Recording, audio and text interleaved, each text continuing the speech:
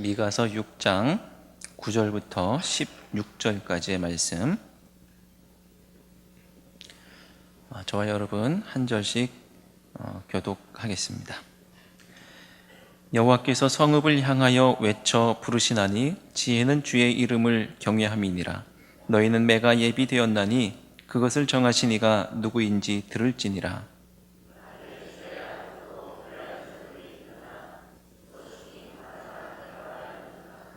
내가 만일 부정한 저울을 썼거나 주머니에 거짓 저울추를 두었으면 깨끗하겠느냐?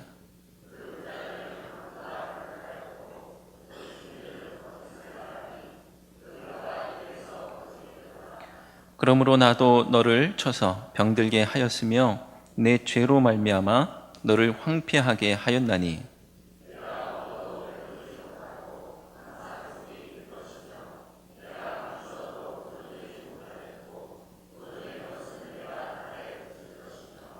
내가 씨를 뿌려도 추수하지 못할 것이며 감람 열매를 밟아도 기름을 내 몸에 바르지 못할 것이며 포도를 밟아도 술을 마시지 못하리라.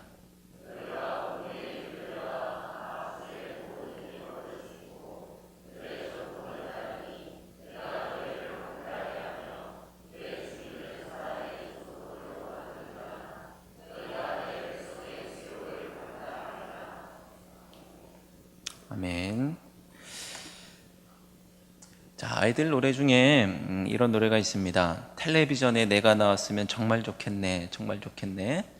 텔레비전에 나오고 싶은 그런 마음이 있어서인지 그 속의 세계가 너무 동경되어서 그런지 몰라도 그런 노래 열심히 불렀던 기억이 저도 있어요. 옛날 어렸을 적에 정말 재밌게 불렀던 것 같아요. 자, 여기 계신 분 중에도 텔레비전에 나오신 분들이 꽤 계실 것 같습니다. 저도 공중파 방송에 나온 적이 있습니다.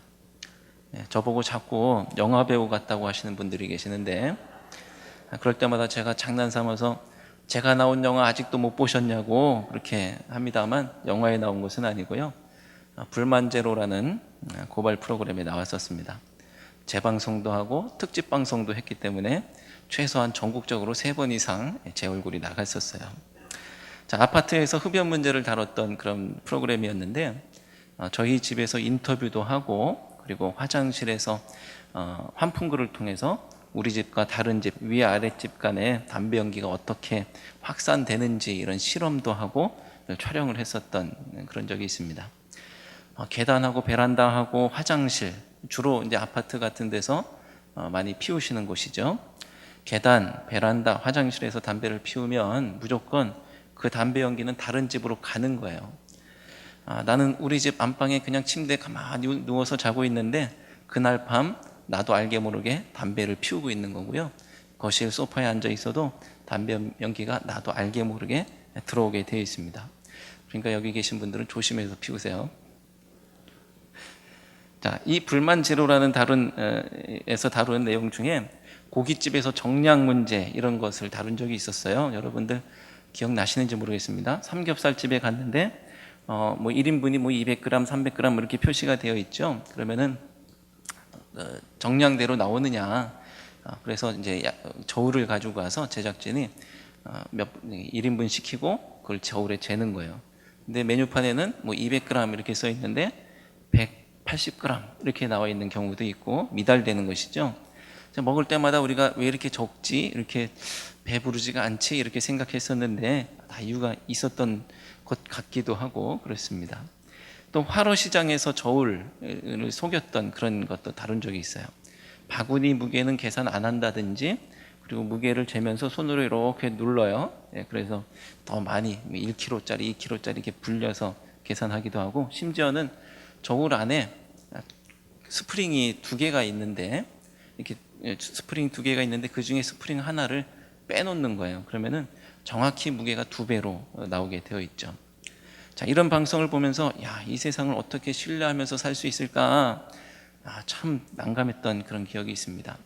자, 저울이라는 것은 사회를 신뢰로 묶어낼 수 있는 가장 기초적인 도구이기 때문에 저울에 대한 신뢰가 무너지면 불신의 사회가 되는 겁니다.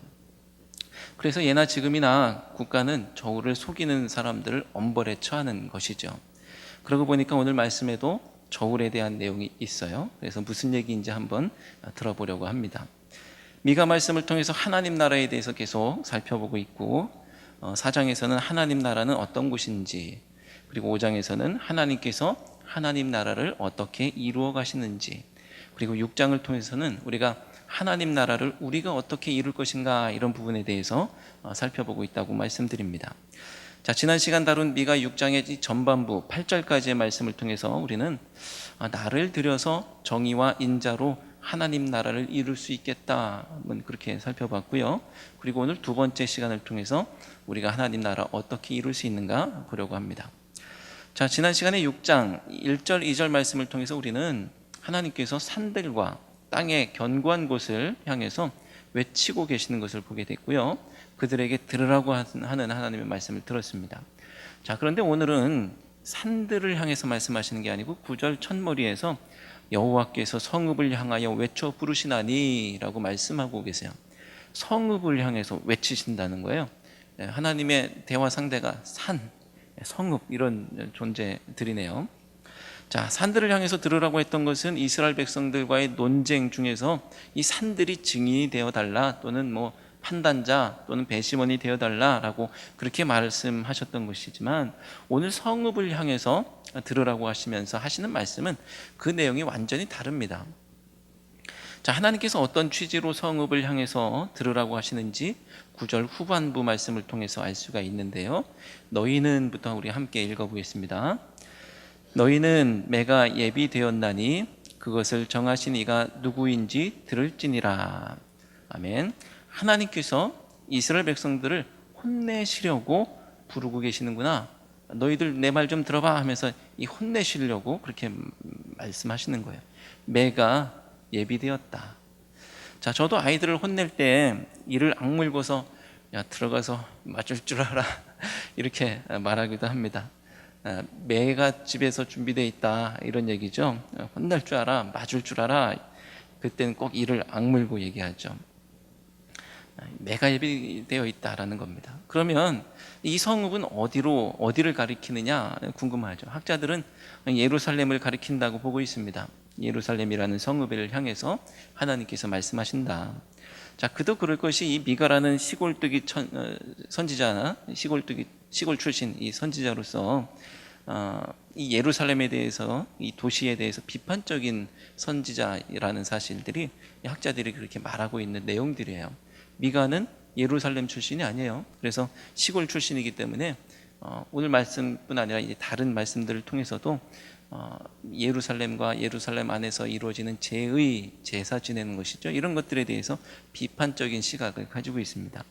당장 6장 6절부터 7절에서 수많은 제물들을 하나님께 드림으로 하나님을 기쁘시게 해드릴 수 있을까, 이런 고민들 말하고 있는데, 미가는 그게 아니라는 거죠. 8절 말씀에서 오직 정의를 행하면서 또 인자를 사랑하면서 겸손하게 하나님과 함께하는 그것이 더 좋다, 더 낫다, 이렇게 말씀하고 있는 것을 보면 제의가 중요하지 않고 제의 마음 말고 그 옆에 우리의 마음들이 더 중요하다라고 말하는 것을 보면서 이거 예루살렘 성전, 거기에서 드리는 제사, 이런 것들에 대해서 비판적이구나라는 것을 보게 되는 겁니다. 자, 예루살렘은 말 그대로 성읍이라고 할 수 있는 거대한 도시였겠죠. 그 당시에는. 그만큼 그 안에는 죄악이 만연했다고 볼 수도 있겠습니다. 자, 그런데 아이러니하게도 하나님께 제사 지내는 이 거룩한 도성이, 이 하나님 앞에 제사 드리는 거룩한 성읍이 가장 맨 맞아야 할 성읍으로 불리고 있는 거예요. 아이러니죠. 하나님 앞에 제사 드리면 하나님께서 예뻐하시는 곳이 될 텐데 너 맞을 줄 알아, 이렇게 하나님께서 말씀하고 계시는 겁니다. 자, 그들이 어떤 죄악을 저질렀기 때문에 하나님께서 매를 준비하시고 계시는 것일까? 10절부터 12절에 나타나고 있지만 이따가 살펴보기로 하고요. 대신에 하나님의 매는 어떻게 생겼는지 한번 먼저 보려고 합니다. 하나님께서 매를 예비하셨다는데 어떤 매인가? 13절부터 15절 말씀입니다. 자, 13절에서는 병들게 하고 황폐하게 하시겠다라고 말씀하는데요. 함께 13절 보겠습니다. 그러므로 나도 너를 쳐서 병들게 하였으며 내 죄로 말미암아 너를 황폐하게 하였나니. 아멘. 하나님의 매가 이런 거예요. 병들게 하고 황폐하게 하고. 또 14절부터 15절까지의 말씀에서는 뭔가 열심히 하고 있지만 아무것도 되는 일이 없는 모양을 묘사하고 있습니다. 14절 15절 함께 읽어보겠습니다. 내가 먹어도 배부르지 못하고 항상 속이 빌 것이며 내가 감추어도 보존되지 못하겠고 보존된 것은 내가 칼에 붙일 것이며 내가 씨를 뿌려도 추수하지 못할 것이며 감람 열매를 밟아도 기름을 내 몸에 바르지 못할 것이며 포도를 밟아도 술을 마시지 못하리라. 아멘. 자, 이런 표현들은 어디서 많이 본 것 같으실 것 같아요. 뭘 해도 하지 못하고 이걸 해도 하지 못하고 그들의 죄악으로 말미암아서 하나님께서 그들이 하나님을 버렸다라는 것에 대한, 그래서 그들이 받는 형벌에 대한 묘사입니다. 여러 말씀을 통해서 확인할 수가 있는데요. 비슷한 말씀이 이사야 9장 20절 오른쪽으로 움킬지라도 줄이고 왼쪽으로 먹을지라도 배부르지 못하여 각각 자기 팔의 고기를 먹을 것이며, 오늘 말씀하고 비슷하죠. 호세아 4장 10절에서도 그들이 먹어도 배부르지 아니하며 음행하여도 수요가 늘지 못하니 이는 여호와를 버리고 떠나지 아니하였음이라, 따르지 아니하였음이라 이렇게 말씀합니다. 학개 1장 6절에서도 너희가 많이 뿌릴지라도 수확이 적으며 먹을지라도 배부르지 못하며 마실지라도 흡족하지 못하며 입어도 따뜻하지 못하며 일꾼이 삭슬 받아도 그것을 구멍 뚫어진 전대에 넣음이 되느니라 말씀하십니다. 뭔가 열심히 하고 있는데 되는 게 아무것도 없고요. 먹어도 배고프고, 여기 그런 분이 계실 수도 있습니다만, 그렇게 되는 게 없어요. 신명기 28장에는 이런 말씀들이 있는데요.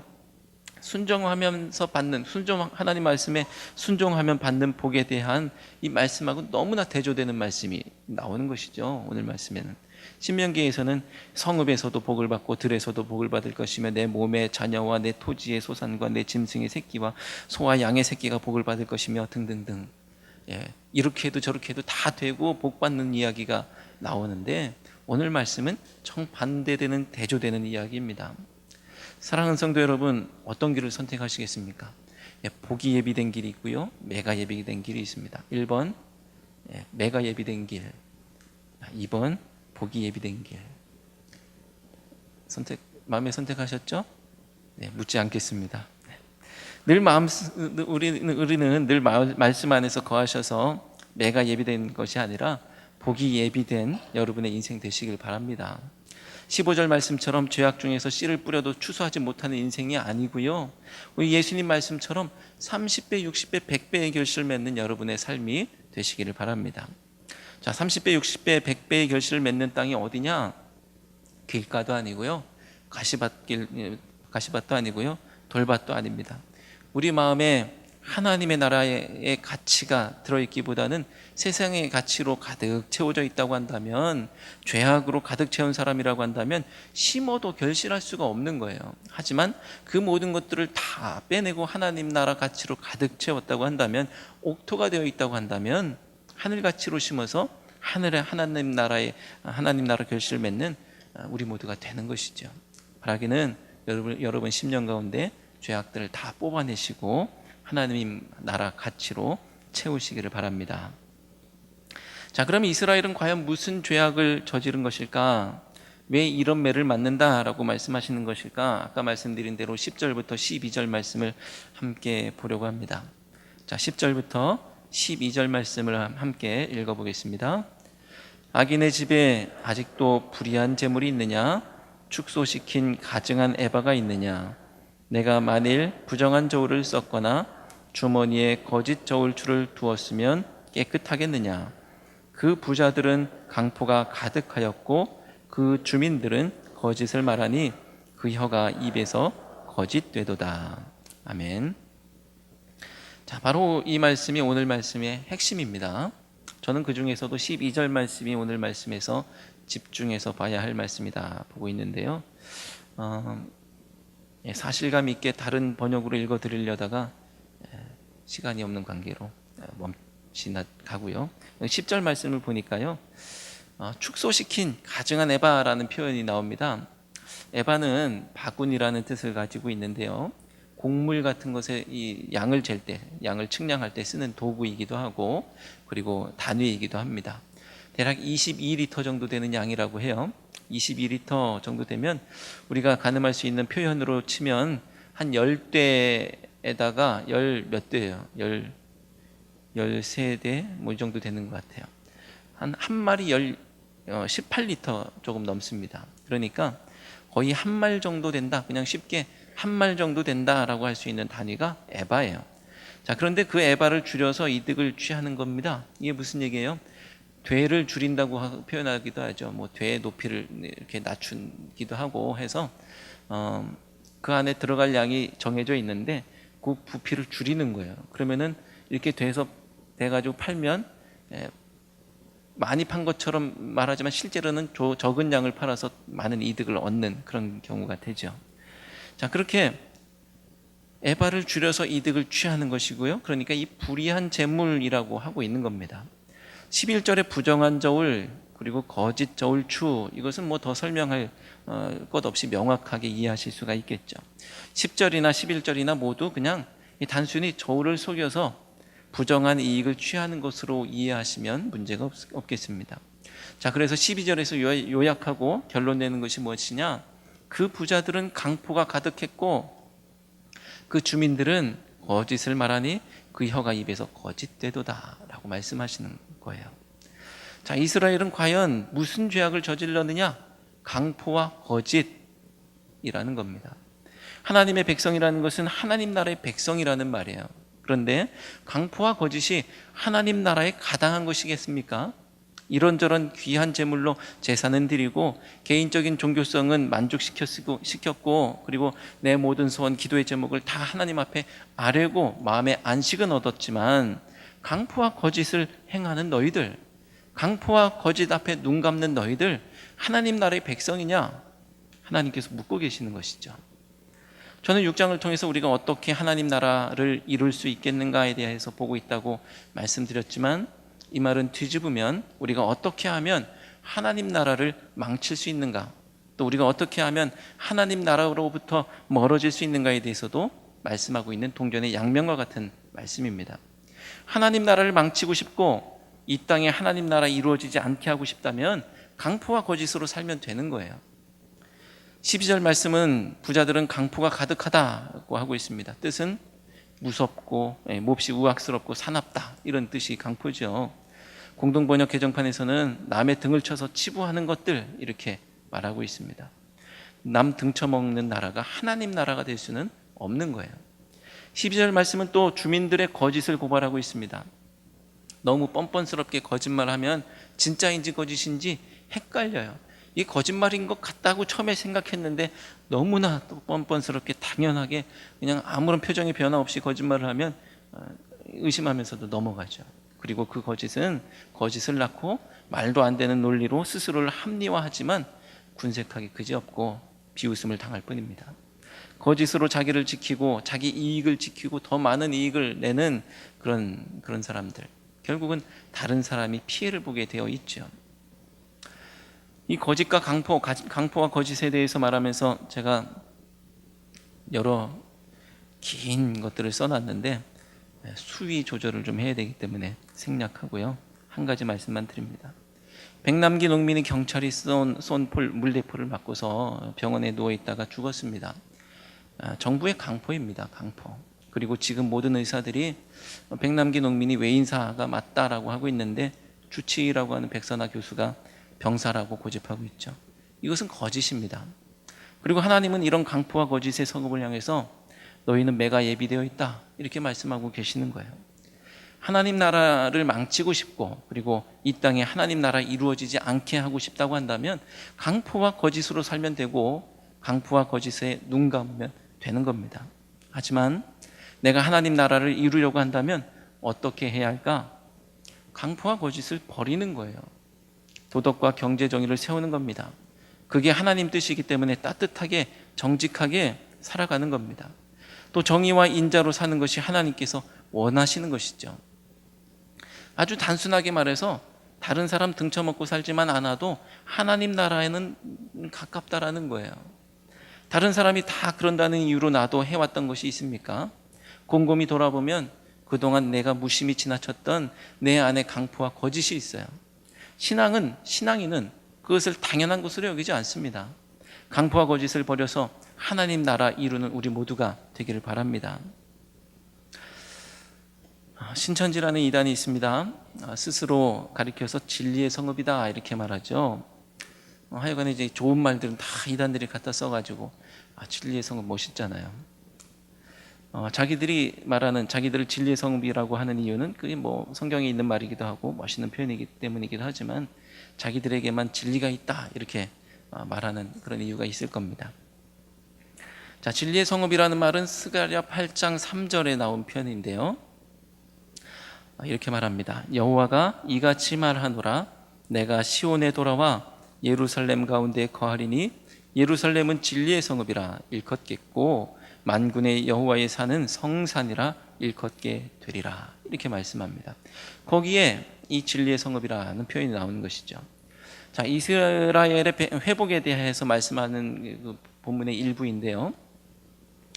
죄악으로 말미암아서 망할 수밖에 없었던 이스라엘은 이 하나님께서 그들을 버리셨고 그리고 그들을 떠나셨기 때문에 망할 수밖에 없었는데 이제 하나님께서 돌아오셔서 그들을 어떻게 만들어 주시겠다? 진리의 성읍이 되게 하겠다.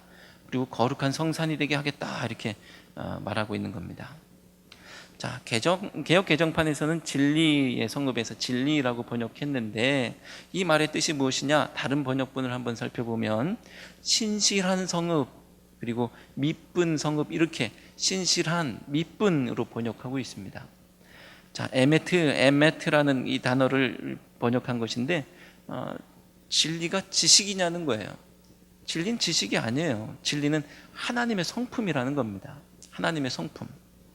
진리의 성읍이라는 것은 그의 성품과 관계없이 지식을 가지고 있으면 진리의 성읍이 되는 것이 아니고요. 하나님의 성품을 담아낸 성읍이 바로 하나님의 성품 담아낸 진리의 성읍, 신실한 성읍, 미쁜 성읍이 된다는 것입니다. 시편 117편 2절에 이런 말씀이 있습니다. 우리에게 향하신 여호와의 인자하심이 크시고 여호와의 진실하심이 영원하미로다. 할렐루야 라고 말씀합니다. 하나님의 두 성품이 나오고 있습니다. 인자하심 그리고 진실하심. 우리가 저녁 예배를 마칠 때마다 계속 부르고 있는 찬양, 하나님의 두 성품을 찬양하고 있죠. 하나님의 인자하심이 바로 헤세드라고 하는 우리가 많이 들어봤던 그런 표현이고요. 그 진실하심이 진리, 에메트입니다. 하나님의 성품이에요. 두 개 다 하나님의 성품입니다. 그러므로 진리의 성읍이라고 할 때 진리라는 단어 안에는 신실, 성실, 신뢰 이런 의미가 담겨 있는 것이죠. 저는 이 진리의 성읍이라는 번역보다는 오히려 범죄하였던 이 이스라엘 백성들이 이 범죄하여서 믿을 수 없는 성읍이 되었었는데 예루살렘이 다시 회복된 후에는 이제는 믿을 수 있는 성읍, 이제는 신실한 성읍, 이제는 미쁜 성읍이라 불리게 됐다라고 번역하는 것이 훨씬 더 맞는 것 같아요. 그렇기에 신실한 그리고 미쁜이라고 번역하고 있는 새 번역과 공동 번역의 모습들이 더 마음에 와닿는 것이죠. 그러므로 하나님 나라는 신뢰할 수 없었던 나라, 강포와 거짓의 나라가 신뢰할 수 있는 나라로 세워가는 것, 그것이 하나님 나라가 되는 것입니다. 이전까지는 우리의 죄악으로 말미암아서 그 사람은 믿을 수가 없고 신뢰할 수가 없고 강포와 거짓 때문에 도무지 신실하다 말할 수 있는 것과는 거리가 멀었는데 이제는 그것이 회복되어서 신뢰할 수 있는 성읍이 되었다. 신실한 성읍이 되었다. 그런 겁니다. 자, 그런데 신천지는 스스로를 진리의 성읍이라고 하면서 어떻게 하고 있어요? 모략이라는 이름으로 거짓을 일삼고 있습니다. 성경에 모략을 말하고 있으니까 우리가 정당하다라는 거예요. 진실한 이 진리의 성읍이라고 말해놓고서 거짓을 일삼아요. 어떻게 해요? 식당에서 배를 움켜쥐고서 아파서 뒹구는 사람이 있습니다. 그러면 어쩔 줄 몰라 하고 있을 때 누군가 와가지고 그를 위해서 기도해줘요. 그러더니 아프다던 사람이 회복되는 거예요. 그리고 주변에서 믿음을 고백합니다. 신천지의 복술팀입니다. 꾸지도 않은 꿈 얘기를 가지고 접근해요. 요즘 내 꿈에 네가 자꾸 나타나. 그러면서 접근하죠. 뭔가 영적인 분위기를 만들어가죠. 또 설문조사에 응해가지고 나에 대한 얘기, 없는 얘기, 있는 얘기 다 거기다 써서 제출하면 표본이 좋다. 그래서 교수님 만나자. 그래서 이제 불려갑니다. 그래서 약속 잡고 약속 장소에 가니까 교수님도 계시고 연구원도 있고 나같이 설문조사에 응했던 몇 사람이 또 있을 수 있겠죠. 한두 사람. 그래서 이야기 나누다 보면 내 모든 정보와 성향을 알고 있기 때문에 나에게 맞춤형으로 접근해서 나하고 비슷한 에피소드를 가지고 있는 누군가가 나타날 수도 있겠죠. 알고 보니 나만 빼고 다 신천지야. 이 사람도 저 사람도. 계획적으로 거짓말을 하고 접근하는 것이죠. 교회 안에 들어와서 속이고 성도들을 성경 공부라는 것으로 인도하고 빼갑니다. 추수한다고 하죠. 추수. 신천지가 자기의 정체를 숨기고 교회에 등록하고 교회 임원이 되고 거짓 소문을 퍼뜨리고 목회자와 성도들을 이간질시켜서 목회자를 내쫓고 교회를 접수합니다. 산 옮기기라고 합니다. 가족들에게 거짓말하는 것은 기본이죠. 기본입니다. 진리의 성읍이라는 말과 어울리지 않습니다. 나는 절대로 거짓말하지 않는다는 거짓말하고 똑같아요. 거짓이 만연하고 너무나 자연스럽습니다. 거짓말을 하고 신도들에게 거짓말하도록 강요하고 또는 유도하고 신천지라면 그것은 그렇게 하는 것이 신천지라고 한다면 최소한 하나님 나라와는 관련이 없는 것이 확실합니다. 오늘 구절 말씀을 통해서 성읍을 향해서 외쳐 말씀하시기를 매를 예비하고 계시다라고 말씀하죠. 그 성읍에 스스로를 진리의 성읍이다 말하고 있는 이 신천지가 분명히 포함되어 있는 것이 확실합니다. 신천지에 빠졌더라도 제발 다른 번역 성경을 읽어보면 이 말씀이 맞는지 그들이 말하고 있는 게 맞는지 검증이 될 수 있고요. 금방 드러납니다. 그들이 개역 한글판 성경을 가지고 이 말들을 다 짜놨기 때문에 다른 성경에서 말이 돼야 이게 되는데 다른 성경 번역에서는 전혀 말이 되지가 않습니다. 그렇게 다른 성경을 보다가 이거 아무것도 아니네 하고서 탈퇴하는 분들이 계시죠. 헤세드와 에메트, 인자하심, 하나님의 인자하심, 진실하심. 지난 시간에 우리가 이 땅에 하나님 나라를 이룰 수 있는 그 첫 번째 방법으로 헤세드, 나를 들여서 주의 인자하심을 닮을 것을 요청했던 것을 보았어요. 인자를 사랑하는 것이죠. 오늘 두 번째 방법 에메트, 주의 진실하심을 닮을 것을 요청하고 있습니다. 지난 시간에 주의 인자하심을 닮을 것을 요청했다고 한다면 오늘 주의 진실하심을 닮을 것을 요청하고 계십니다. 성도 여러분, 강포와 거짓을 버리시기 바랍니다. 이 나라의 강포와 거짓도 거부하시기 바랍니다. 우리가 이 하나님의 성품을 닮아가는 것, 주님께 더욱 가까이 나가는 것, 이것이 우리가 이 땅에 하나님 나라를 이루고 앞당기는 방법입니다. 기도하겠습니다.